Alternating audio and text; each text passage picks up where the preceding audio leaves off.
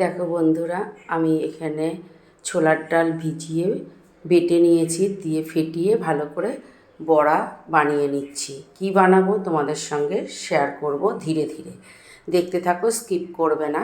বড়া ভাজা হয়ে গেছে। এইদিকে দেখো আমার মিষ্টি কুমড়োর ডগা, বিভিন্ন সবজি একটু ভাপ দিয়ে নিয়েছি। আর বড়া ভেজে তেলের মধ্যে কাঁচা লঙ্কা দিলাম, একটু ভাজা ভাজা করে নেব, তেজপাতা দেব। এর খুব সহজভাবে এটা রান্না করতে পারবে। একটু পাঁচফোড়ন দিয়ে দিলাম, দিয়ে নাড়াচাড়া করে একটু ভাজা ভাজা করলে একটা গন্ধ ছড়াবে। তখন দেখো, এই দেখো ভাজা হয়ে গেছে। এইবার ওই সেদ্ধ করা সবজিগুলো সব দিয়ে দিলাম। দারুণ একটা সুন্দর একটা রেসিপি, আর যার টেস্ট হয় আর যার শরীরের পক্ষে ভালো তোমরা কল্পনা করতে পারবে না।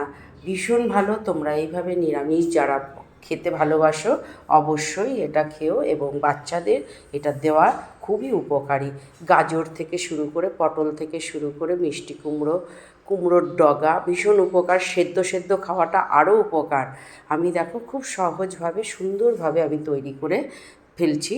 এর মধ্যে লবণ দিয়ে দেবো, লবণটা আন্দাজ মতো দেবো। আমি সেদ্ধ করার সময় একটু নুন দিয়ে নিয়েছিলাম, হলুদ দিলাম। এইবার ভালো করে নাড়াচাড়া করে নেব। তোমাদের কেমন লাগছে অবশ্যই ভিডিওটা বলবে যে কেমন লেগেছে। আর একবার তৈরি করে দেখো, সত্যি শরীরের পক্ষে উপকার, আর খেতেও দুর্দান্ত লাগে।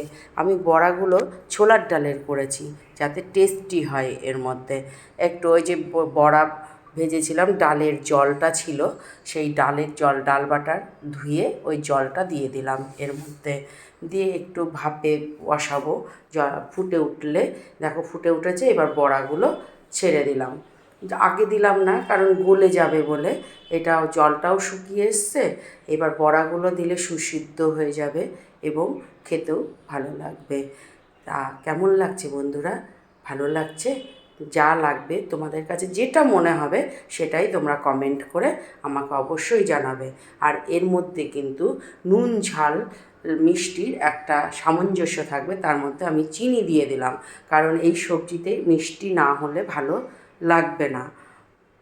জলটা দেখো শুকিয়ে গেছে। এবার লাস্টে দেব ঘি। ঘি হচ্ছে এর প্রধান উপকরণ। এই ঘিটা দিলে এর স্বাদ কিন্তু বুঝতে পারছো কেমন স্বাদ হবে। একদম নুন ঝাল মিষ্টি, তার সঙ্গে ঘিয়ের একটা গন্ধ, দারুণ। এই দেখো আমার কমপ্লিট হয়ে গেল। লাউ ঘন্ট না করে আমি কুমড়োর ডগা দিয়ে এবং পাতা দিয়ে এই ঘন্টটা তৈরি করেছি। তোমাদের